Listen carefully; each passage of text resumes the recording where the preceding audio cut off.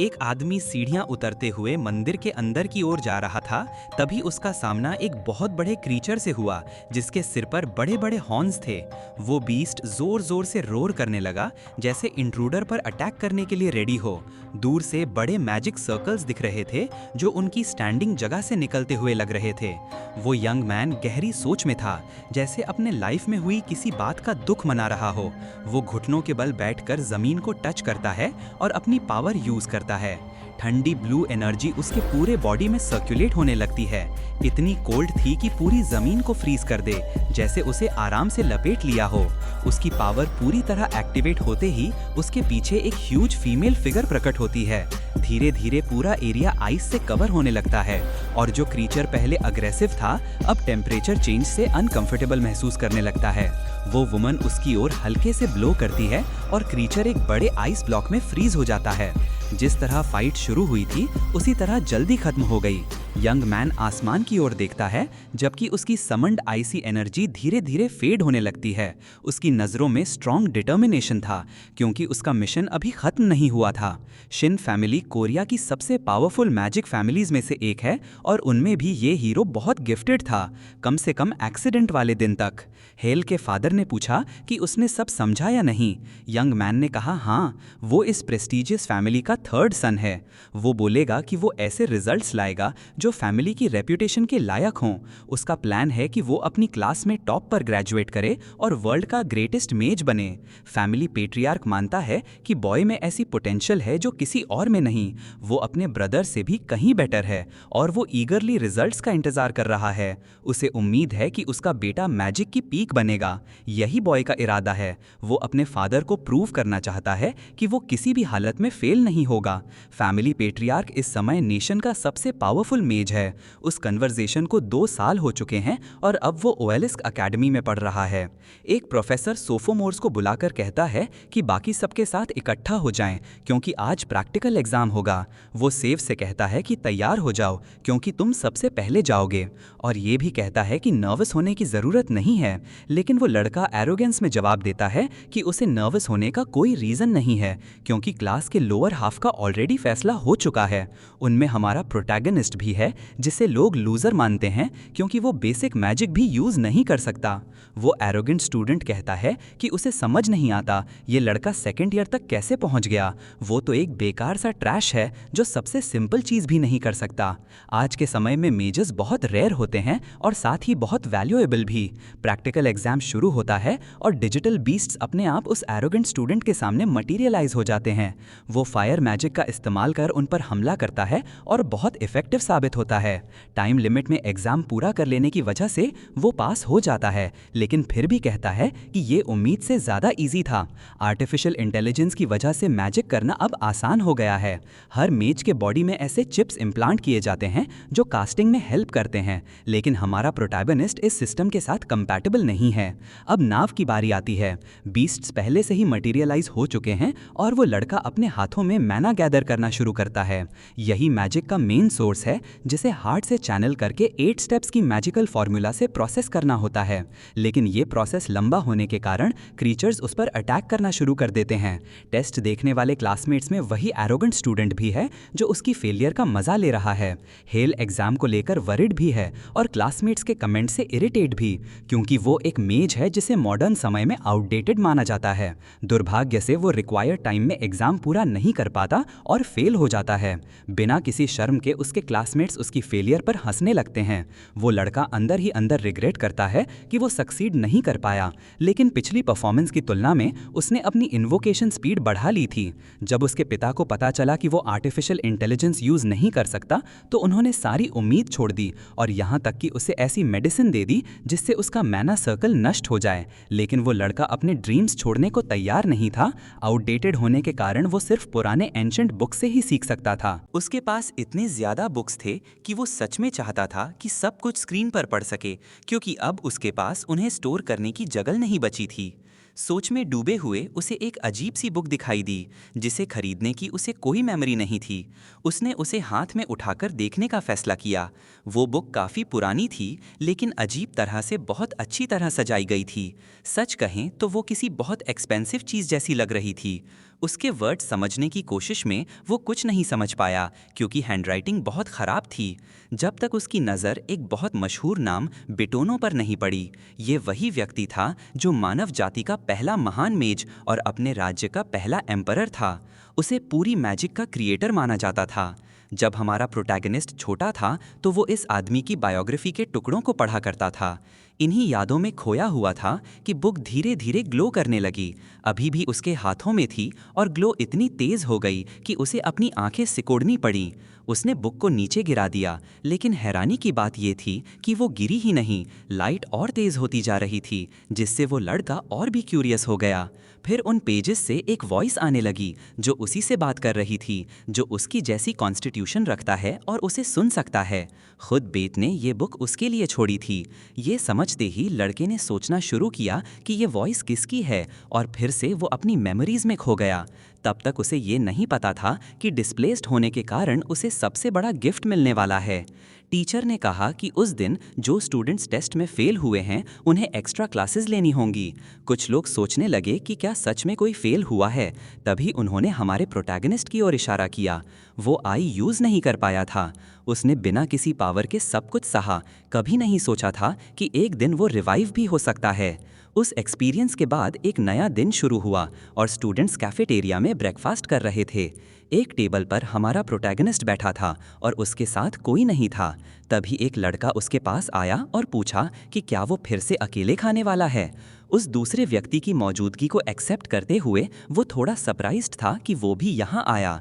बंधे हुए बालों वाला लड़का बोला कि प्रोटैगनिस्ट का खाना बहुत अच्छा लग रहा है। उसका नाम जे सनशिन था और पहली नज़र में वो थोड़ा स्टूपिड सा लगता था, लेकिन असल में वो एकेडमी के टॉप 10 टैलेंट्स में से एक था और सिर्फ 18 साल की उम्र में थर्ड सर्कल मेज बन गया था। सच में वो बहुत स्किल्ड था।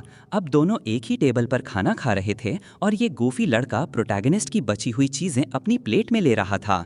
उस एकेडमी में वही अकेला था जिसे प्रोटैगनिस्ट अपना फ्रेंड कह सकता था। सनशिन ने अपने दोस्त से कहा कि अगर कोई प्रॉब्लम है तो बस एक वर्ड बोलो और सब तुरंत सॉल्व हो जाएगा। प्रोटैगनिस्ट ने कहा सब ठीक है, ऐसी किसी चीज़ की ज़रूरत नहीं। लेकिन उसने बताया कि उसे पिछले दिन एक बहुत अजीब बुक मिली थी। एक ऐसी अजीब बुक जिसके पेज 3 के बाद सब ब्लैंक थे। उसमें बिटिनो के बारे में कुछ लिखा था, लेकिन उसके बाद कुछ भी नहीं था। उसे लगा शायद किसी स्टूडेंट ने इसके साथ कुछ किया होगा, लेकिन उसने सुना कि उस बुक के पेजेस से एक वॉइस आ रही थी। उस वॉइस में कहा गया था कि बिटिनो अपना मैजिक उसे दे रहा है जो उसका उत्तराधिकारी बनेगा या कुछ ऐसा ही, और ये भी कि अगर किसी की वही कॉन्स्टिट्यूशन नहीं है तो वो इसे खोल भी नहीं सकता। सनशिन को ये बहुत क्यूरियस लगा और उसने पूछा कि क्या वो भी इसे ट्राई करके खोल सकता है। लेकिन प्रोटैगनिस्ट ने अपनी बात ख़त्म भी नहीं की थी कि उसने बताया कि लास्ट पेज पर कुछ लिखा है। उसमें लिखा था कि पहले मरना पड़ेगा। इस मॉर्बिड न्यूज़ को सुनकर उसका फ्रेंड चिंता में पड़ गया। आगे लिखा था कि ये हार्ट के बारे में नहीं बल्कि अपने ब्रेन में माना सर्कल बनाने की ज़रूरत है। सनशिन ने तुरंत समझ लिया कि ये फेटल हो सकता है और उसने सजेस्ट किया कि पहले बुक को इंस्पेक्ट किया जाए।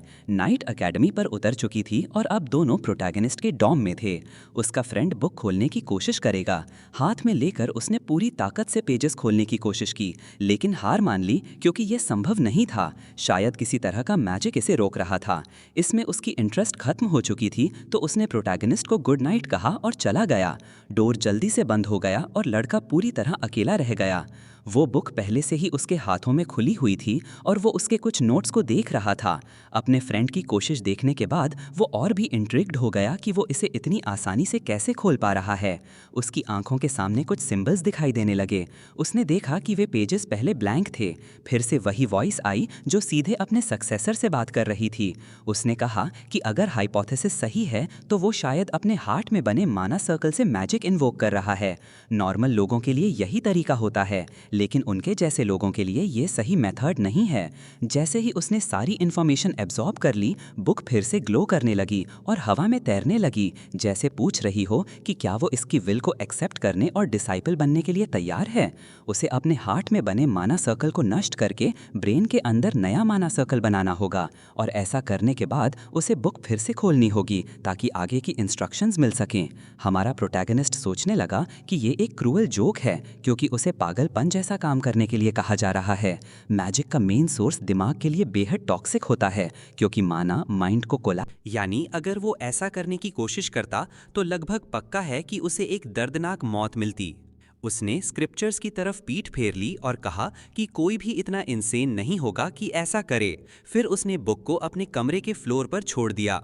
अगले दिन सुबह एक प्रोफेसर ने उससे पूछा कि उसके साथ क्या चल रहा है। उसने वो मिस्टीरियस बुक प्रोफेसर को दी ताकि वो एग्जामिन कर सकें। कवर को देखते ही पता चला कि ये किसी एंशिएंट लैंग्वेज में लिखी हुई है। पहली नज़र में ये काफ़ी पुरानी लग रही थी। ये जानने के लिए कि आखिर इसमें क्या एग्जामिन करना है, लड़के ने प्रोफेसर से कहा कि इसे खोलने की कोशिश करें और कंफर्म करें कि क्या ये मैजिकली सील्ड है। प्रोफेसर ने कहा कि हाल ही में स्टूडेंट्स में एक अजीब एटमॉस्फेयर है और उसे र्यूमर्स की बजाय अपनी स्टडीज़ पर ध्यान देना चाहिए, लेकिन फिलहाल कंसंट्रेशन ज़रूरी है। वो ध्यान से बुक को एग्जामिन करने लगा, ये देखने के लिए कि कहीं इसमें मैजिक के कोई साइंस तो नहीं है। बुक लौटाते हुए उसने कहा कि इसमें कोई मैजिक नहीं है और फिर से लड़के को अपनी पढ़ाई पर ध्यान देने की सलाह दी। हमारा प्रोटैगनिस्ट और भी डीप सोच में डूब गया।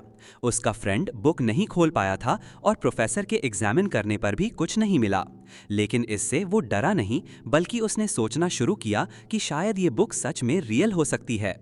एक बार फिर अपने रूम में वो उस मिस्टीरियस बुक को देख रहा था। उसके एक हाथ में वो पिल्स थीं जो उसके पिता ने दी थीं, जो उसका मैना सर्कल नष्ट कर सकती थीं। पैट्रियार्क ने उसे सलाह दी थी कि मैजिक भूलकर थ्योरी पर फोकस करे, लेकिन ये लीप ऑफ फेथ छोड़ने के लिए नहीं, बल्कि और आगे बढ़ने के लिए थी। फिर भी उन पिल्स को निगलना डरावना था, क्योंकि उसे नहीं पता था कि बुक सच कह रही है या नहीं। अपने ड्रीम्स तक पहुंचने के लिए उसके पास ऑप्शंस बहुत कम थे, इसलिए उसने पिल्स लेने का फैसला किया, क्योंकि उस दिन वो मरने वाला था। पिल्स निगलने के बाद उसके पूरे बॉडी में दर्द फैलने लगा और उसने महसूस किया कि उसके हार्ट का मैना सर्कल पूरी तरह नष्ट हो रहा है। ये दर्द एक मेज की मौत का संकेत था। इसके बाद जो वो करने वाला था वो पूरी तरह फॉरबिडन था, अपने ब्रेन के अंदर मैना सर्कल बनाने की कोशिश। अब वो फिर से एक मेज के रूप में जी रहा था। जैसे ही मैजिक उसके सिर में सर्कुलेट होने लगी, दर्द धीरे धीरे कम होने लगा। दर्द इतना इंटेंस था कि उसे लगा वो मर जाएगा, और एक पल के लिए उसे सच में यकीन हो गया कि वो मर जाएगा। तभी उसे किसी और की फुसफुसाहट सुनाई दी। ऐसा महसूस हुआ जैसे किसी के हाथ उसके कानों की ओर बढ़ रहे हों। वॉइस ने पूछा कि क्या आने वाली जनरेशन्स इसे सुन सकती हैं, और प्रोटैगनिस्ट ने पहचाना कि ये वही वॉइस थी जो बुक से आती थी। उसे अपने बॉडी में बदलाव महसूस हुआ, जैसे मैना के लिए जिम्मेदार स्पिरिट्स नाच रही हों और साथ रह रही हों। वो उन वॉइसेस के हर एक्शन को महसूस कर सकता था। वे मुस्कुरा रही थीं और गा रही थीं, जैसे उसे आशीर्वाद दे रही हों। तभी उसने आंखें खोलीं और पाया कि वो जमीन पर गिरा हुआ था। तुरंत शॉक में उठकर उसने समझने की कोशिश की कि क्या वो सच में जिंदा है। तभी उसने पास रखी बुक को देखा, जो अपने आप खुल चुकी थी। उसके कंटेंट्स देखने पर उसने फिर महसूस किया कि कुछ पेजेस जो पहले ब्लैंक थे अब राइटिंग से भर गए थे, और उसमें से आने वाली वॉइस अब और भी क्लियर हो गई थी। उसने लड़के को उसके पहले कदम के लिए बधाई दी। तभी उस वॉइस ने बुक का नाम बताया, जो इद्रेड कहलाती थी। यहीं से हमारे प्रोटैगनिस्ट की लेजेंड उस बुक के जरिए शुरू होने वाली थी। वो मिस्टीरियस वॉइस बोली कि वो अपना सारा मैजिक हमारे प्रोटैगनिस्ट को देगी, उन सभी के लिए जो इसका नॉलेज पाने आएंगे। अब से वो लड़का उसका डिसाइपल होगा। इन वर्ड्स ने प्रोटैगनिस्ट को खुशी से भर दिया। उस मिस्टीरियस घटना के बाद कुछ दिन बीत गए। एकेडमी में क्लासेस सामान्य रूप से चल रही थीं, लेकिन वो लड़का पूरी तरह उस मिस्टीरियस बुक में डूबा हुआ था, क्योंकि उसमें लगातार नए नोट्स प्रकट हो रहे थे। उसने कभी नहीं सोचा था कि मैजिक सीखना इतना फन हो सकता है। इद्रिड अलग अलग तरह के नॉलेज से भरी हुई थी। वहीं उसने सीखा कि मैना की अपनी एक इल विल होती है, और ज़्यादातर लोगों में जब ये दिमाग से संपर्क करती है तो उनकी अपनी विल से टकराती है, जिससे मैडनेस आ जाती है। लेकिन वो लड़का अलग था। उसकी विल पावर इतनी स्ट्रांग थी कि वो मैना की विल को दबा सकता था और अपने माइंड को कोलैप्स होने से बचा सकता था। अब उसे समझ आया कि वो एआई के साथ क्यों काम नहीं कर पाता, क्योंकि उसका ब्रेन चिप के इंटरफेरेंस को ब्लॉक कर देता है। जब वो अपनी रीडिंग में गहराई से डूबा हुआ था, तभी टीचर ने सबका अटेंशन खींचा।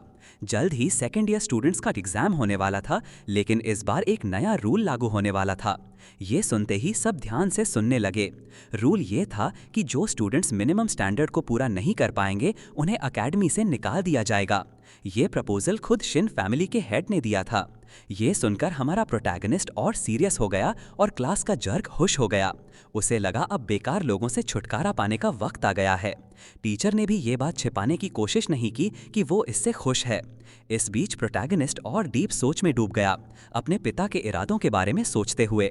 बाहर चांदनी की हल्की रोशनी में स्टूडेंट्स घर लौट रहे थे। लड़के को पता था कि ट्रेनिंग के लिए सिमुलेशन स्टेशंस किराए पर लेना बहुत महंगा था। जिस जगह वह गया था वहाँ 2 लाख पर आवर लगता था और उसकी मौजूदा हालत में ये बहुत ज़्यादा था। फिर भी उसने अंदर जाने का फैसला किया और रिसेप्शनिस्ट ने उसका स्वागत किया। लड़के ने कहा कि वह 1 घंटा हायर करेगा। रिसेप्शनिस्ट ने पूछा कि क्या वह अकेले ही अंदर जाने वाला है। रिसेप्शनिस्ट ने कंफर्म करने के बाद उसे एक कार्ड दिया और कहा कि वह रूम 14 में जाए, वहाँ उसे सारे इंस्ट्रक्शंस मिल जाएंगे।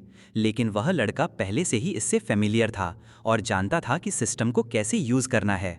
रिसेप्शनिस्ट को पता था कि वह शिन फैमिली से है, लेकिन ये भी जानती थी कि वह एआई के साथ कंपैटिबल नहीं है, इसलिए बस उसके लिए थोड़ा दुख महसूस कर रही थी। ट्रेनिंग रूम के अंदर सिमुलेशन शुरू होने वाला था और वुल्फ चैलेंज की शुरुआत होने वाली थी। कई जीव हमारे प्रोटैगनिस्ट के चारों ओर प्रकट हो गए। भले ही वे असली नहीं थे, लेकिन उनका गुस्सा बिल्कुल असली लगता था। वे लो टियर मॉन्स्टर्स थे और एक साथ 10 से लड़ना आसान नहीं था। एकेडमी का एवरेज टाइम इसके लिए 12 मिनट और 33 सेकंड था। लेकिन जब से उसने अपना माना सर्कल बदला था, वह रोज़ उस किताब के इंस्ट्रक्शंस के अनुसार ट्रेनिंग कर रहा था। अपने प्रोग्रेस को टेस्ट करने और ये देखने का इससे अच्छा तरीका नहीं था कि उसका नया माना सर्कल क्या कर सकता है। उसने समय बर्बाद किए बिना अपने शरीर के चारों ओर एक इनफाइनाइट सर्कल समन कर लिया। डिजिटलाइज्ड क्रीचर्स, जिन्हें अब से डिजिमॉन्स कहा जाएगा, हमला करने लगे, लेकिन लड़के ने अपने बचाव के लिए एक वाटर बैरियर बना लिया। अपनी स्पीड और पावर देखकर वह हैरान था। ये वाकई इनक्रेडिबल था। साधारण मेजर्स अपने दिल में माना सर्कल का यूज़ करते हैं ताकि वे एआई के साथ कंपैटिबल हो सकें, लेकिन अब प्रोटैगनिस्ट अपने पूरे शरीर का इस्तेमाल कर सकता था, अपने दिमाग के जरिए चैनलिंग करते हुए, और उसकी डॉर्मेंट मैजिकल पोटेंशियल आखिरकार बाहर आ गई थी। वह बहुत तेज़ी से मैजिकल सर्कल्स कास्ट कर सकता था। तभी एक आवाज़ ने कहा कि इतनी छोटी चीज़ों से प्रभावित मत हो, उसके सामने अभी लंबा ट्रेनिंग का रास्ता बाकी है। इनफाइनाइट सर्कल तो बस बेट नियो के मैजिक स्टाइल की शुरुआत है। उसे अपने दिमाग में बनने वाली इमेजेस के जरिए मैजिक को कंट्रोल करना होगा। ये थे बेट नियो के मैजिक स्टाइल की पहली किताब के इंस्ट्रक्शंस, दिल का इरादा। ज़्यादा समय नहीं लगा और उसका रिजर्व्ड आवर खत्म हो गया। बाहर निकलते समय रिसेप्शनिस्ट ने उसे धन्यवाद कहा और फिर रूम 14 को साफ करने के लिए वहां गई। स्टाफ बस घर जाना चाहता था। बड इस बात को लेकर क्यूरियस था कि वह रेनेगेड जीनियस कैसे ट्रेनिंग करता है। तभी उसे एक चौंकाने वाली जानकारी मिली कि उसने डिजीमॉन्स को 7 मिनट से कम समय में हरा दिया, जो वर्ल्ड क्लास कंपटीशन के लेवल का टाइम है। उसे लगा ये कोई धोखा होगा या शायद कोई डिवाइस खराब थी, और यही कारण था कि उसे लगा वह किक डिजर्व्ड था। अपने डॉम की तरफ जाते हुए हमारा प्रोटैगनिस्ट और कॉन्फिडेंट महसूस कर रहा था। यह उसकी अपनी लेजेंड बनाने की शुरुआत थी। अपना पहला सर्कल बनाने की प्रक्रिया काफ़ी डिमांडिंग थी। किताब में लिखी नोट्स अब तक उसने जो सीखा था उससे बिल्कुल अलग थीं। उसमें लिखा था कि माना तुम्हारे हाथ और पैर, तुम्हारा दिल और दिमाग है, और इसे उसी तरह मूव करना चाहिए जैसे तुम चाहो। लेकिन इतने वेग शब्दों में क्लैरिटी पाना मुश्किल था। यह ऐसे था जैसे किसी ऐसी चीज़ को पकड़ने की कोशिश करना जो मौजूद ही नहीं है। मेजेस इसे बैरियर ऑफ एनलाइटनमेंट कहते हैं, जब वे अपनी मैजिक की लिमिट तक पहुंचते हैं, जो हर युग में कॉमन है। इसी वजह से उसने किताब में लिखे अनुसार अपने पूरे शरीर में माना सर्कुलेशन पर ध्यान केंद्रित करने का फैसला किया। पूरी लगन से अभ्यास करते हुए वह सोचता था कि क्या ये काफ़ी होगा। वह पहले ही ये एक्सरसाइज 10 घंटे से कर रहा था। आमतौर पर अब तक थकान के कारण उसका होश चला जाता, लेकिन अभी तक ऐसा नहीं हुआ था। अगले दिन वह हमेशा की तरह एकेडमी पहुंचा और रास्ते में अपने दोस्त से मिला, जिसने उसे ग्रीट किया। प्रोटैगनिस्ट के थके हुए चेहरे को देखकर उसने पूछा कि सब ठीक है या नहीं। लड़के के लिए माना सर्कुलेशन पर ध्यान केंद्रित करना आसान नहीं था। उसे इस नए माना सर्कल की आदत जल्दी डालनी थी। 12 साल की उम्र में उसने दूसरा सर्कल हासिल कर लिया था और तुरंत एक प्रोडिजी के रूप में पहचाना गया था। और अब वह बस अपने सिर में एक सिंगल सर्कल ही संभाल पा रहा था और प्रोग्रेस के तरीकों के बारे में सोच रहा था। बैरियर ऑफ एनलाइटनमेंट को तोड़ना उसके लिए ज़रूरी था।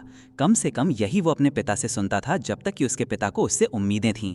परफेक्शन कुछ और नहीं बल्कि एक बंधन है, एक झूठ जो इंसानी घमंड से पैदा हुआ है। लेकिन अब ये शब्द उसके लिए बिल्कुल अलग मायने रखते थे। दोबारा मेडिटेशन करते हुए वह चीज़ों को अलग तरह से महसूस करने लगा। उसका पूरा ध्यान अपने शरीर के अंदर की तरफ था। फिर उसने अपने हाथों और पैरों में एनर्जी का बहाव महसूस करना शुरू किया, साथ ही ये सोचते हुए कि उसका दिल और दिमाग उसकी इच्छा के अनुसार चलना चाहिए। बिना मंत्र पढ़े स्पेल डालने के लिए फ्री इमेजिनेशन सबसे ज़रूरी होती है। यही वजह है कि चिप मेजिस की ज़िंदगी आसान बना देती है। ये एक काफ़ी सॉलिड टेक्निक थी। लड़के ने अब अपने विचारों को खुलकर इस्तेमाल करने की कोशिश की। वो ऐसे ऑब्जेक्ट्स बना पा रहा था जिनका शेप वो फ्रीली बदल सकता था, पारंपरिक रूपों की स्ट्रक्चर को नजरअंदाज करते हुए।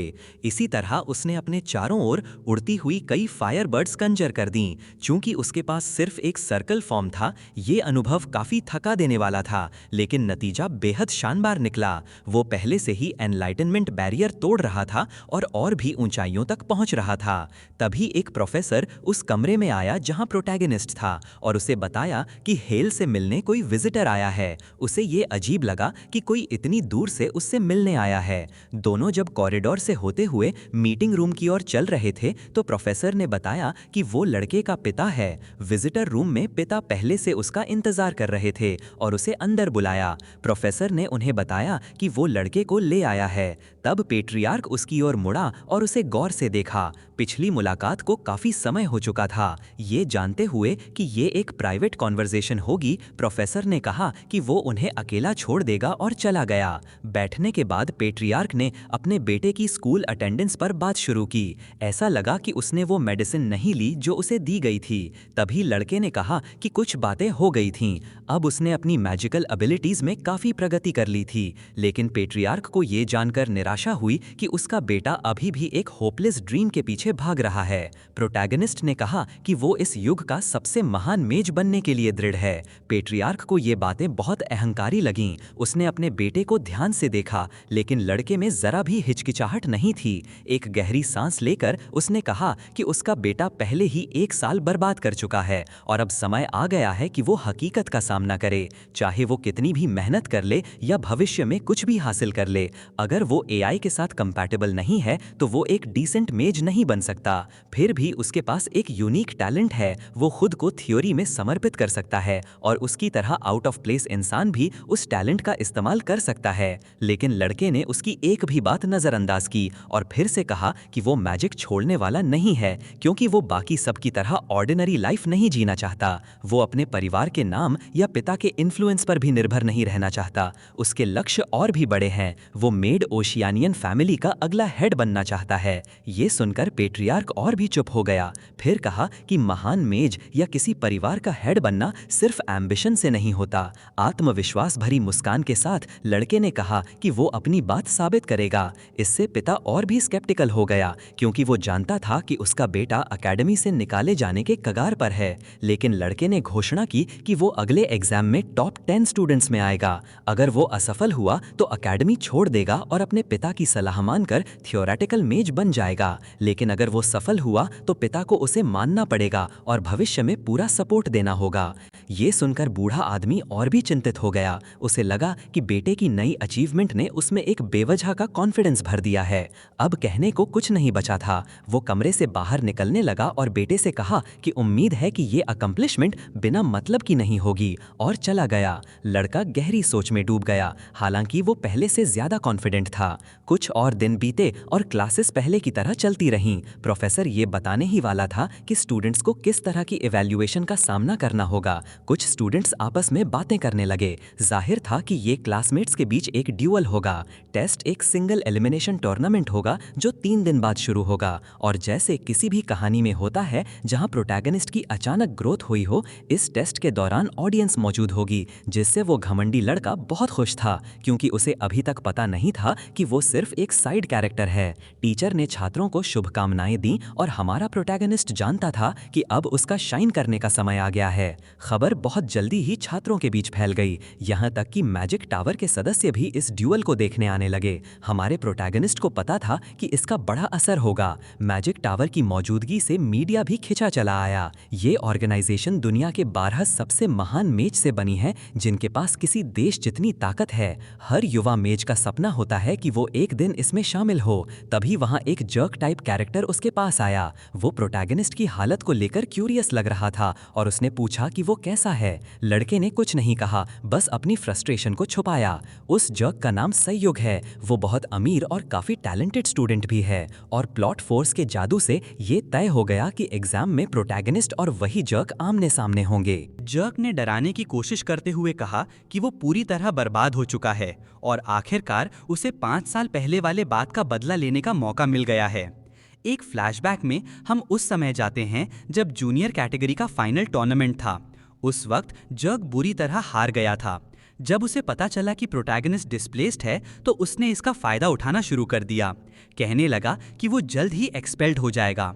अब वो खुश था कि एक्सपल्जन से ठीक पहले उसे पीटने का मौका मिलेगा। वो चाहता था कि इतनी जोर से मारे कि वो घर रोता हुआ जाए, लेकिन प्रोटैगनिस्ट कॉन्फिडेंट था, जैसे किसी के पास ग्लॉक हो और वो मुस्कुरा रहा हो।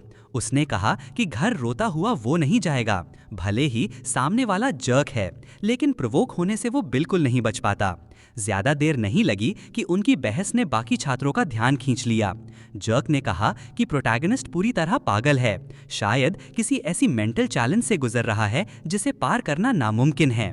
उसने दावा किया कि वो हालात को समझ नहीं रहा और इतनी बुरी तरह पिटेगा कि उल्टा बैठकर शौच करना पड़ेगा। लेकिन प्रोटैगनिस्ट पर इन बातों का कोई असर नहीं हुआ। उसे याद आया कि 5 साल पहले भी जर्क ऐसे ही बिहेव कर रहा था और आखिर में बुरी तरह हारा था। लगता है वक्त दोनों के लिए बीता है, लेकिन जर्क की स्किल में कोई इंप्रूवमेंट नहीं हुआ। इंसल्ट सहने की कैपेसिटी 0 होने के कारण जर्क और गुस्से में आ गया और वहीं उसे मारने की सोचने लगा। प्रोटैगनिस्ट ने और चालाकी दिखाते हुए माफी मांग ली कि उसे बुरा लगा, लेकिन साथ में कावर्ड भी कह दिया। इससे जर्क पागलपन की हद तक पहुंच गया। उसने प्रोटैगनिस्ट की कॉलर पकड़ ली, उसे बिग डमी और अगली कहने लगा, लेकिन प्रोटैगनिस्ट और तेज निकला।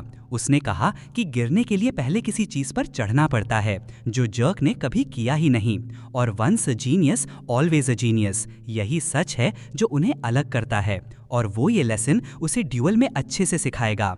अपनी बात खत्म करके प्रोटैगनिस्ट ऐसे चला गया जैसे कुछ हुआ ही ना हो, लेकिन जर्क अपना कंट्रोल खो बैठा। ईगो टूटने के बाद वो नॉन स्टॉप नाखून चबाने लगा। नामी तो उसे हड्डियों तक जला देना चाहती थी। हेल के बारे में खबर फैलने लगी। लोग उसे जीनियस की वापसी, फॉलन प्रोडिजी, डार्क हॉर्स कहने लगे। न्यूज़ पढ़ते हुए लड़के ने देखा कि वे उसके राइवल के बारे में भी लिख रहे हैं, क्योंकि वो भी अमीर फैमिली से है। जर्क के स्वभाव को जानकर ये उम्मीद थी कि वो कुछ करेगा। कई लोग इस प्रोडिजी की एग्जाम में वापसी का इंतजार कर रहे थे, लेकिन उसके लिए ये बुरी बात नहीं थी। वो सच में चाहता था कि उसके साथी उसे नोटिस करें। विक्ट्री के सपनों में खोए हुए उसका फोन बज उठा। उसने फादर से बात शुरू की और कहा कि उसने आज की न्यूज़ पढ़ ली है। उसने बूढ़े आदमी से कहा कि कुछ भी चिंता मत करो, अब उस माउंटेन पर एक नया लायन है। लेकिन उसके फादर को अपने बेटे की आदत पता थी। उन्होंने पूछा कि क्या ये सारा मैस उसी ने किया है। लड़के ने कंफर्म किया कि उसने जर्क को प्रोवोक किया ताकि मीडिया में ज्यादा अटेंशन मिले। ये सुनकर पेट्रियार्क को अपने डिस्कशन पर पछतावा हुआ। उन्होंने चैलेंज इसलिए आगे नहीं बढ़ाया क्योंकि उन्हें यकीन था कि फैमिली के नाम से कोई हार नहीं जुड़ी होगी। लड़के के डिटर्मिनेशन के बावजूद फादर को विश्वास नहीं था कि वो जीतेगा, और अब फैमिली की रेप्यूटेशन भी खराब हो सकती है। लड़के ने कहा कि पब्लिक पहले ही मान चुकी है कि उसे डिसोन कर दिया गया है, तो फैमिली नेम को होने वाला नुकसान कम हो जाएगा। लेकिन ये उसके फादर के लिए काफ़ी नहीं था और वो डिसअपॉइंटेड ही रहा, क्योंकि जहाँ भी उसका बेटा जाएगा परिवार का नाम उसके साथ जाएगा, और लड़के को इसका अच्छे से एहसास था।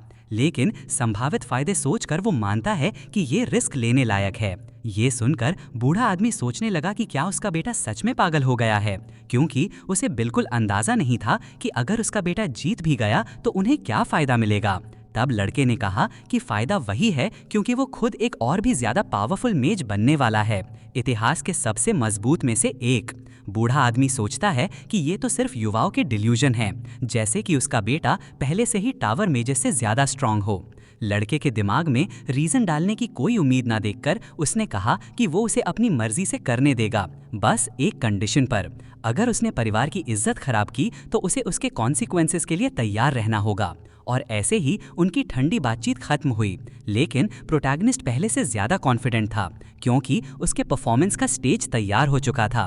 आखिरकार इवैल्यूएशन का दिन आ गया। ऑडियंस में बहुत से लोग मौजूद थे, जिनमें जर्नलिस्ट्स और फोटोग्राफर्स भी थे। हमारा प्रोटैगनिस्ट अपने फैमिली नेम की वजह से मशहूर पार्टिसिपेंट्स में से एक था। वो जर्क उससे पूछता है कि क्या उसे आर्टिकल पसंद आया, क्योंकि प्रोडिजी हमेशा पॉपुलर रहा है और वो सबके सामने उसे एक्सपोज करने का इंतज़ार नहीं कर सकता, क्योंकि उसके पास कोई स्पेल कास्ट करने का टाइम ही नहीं होगा। कैजुअली स्माइल करते हुए प्रोटैगनिस्ट ने कहा कि वो ये ड्यूल नहीं हारेगा और वो जर्क का धन्यवाद करता है कि उसने अनजाने में उसकी प्लान को एग्जीक्यूट करने में मदद की।